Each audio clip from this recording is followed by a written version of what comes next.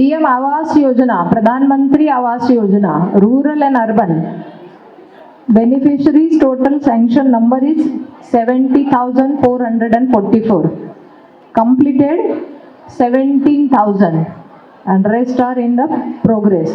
So I will again request, so do it fast so that the beneficiaries will get more in the next few years. ప్రధానమంత్రి ఆవాస్ యోజన కింద ఇల్లు కట్టేటటువంటి నిమిత్తంలో ఇచ్చేటటువంటి నిధులు ఏవైతే ఉన్నాయో వాటన్నిటి కూడా కేంద్ర ప్రభుత్వం మంజూరు చేస్తూ ఉంది.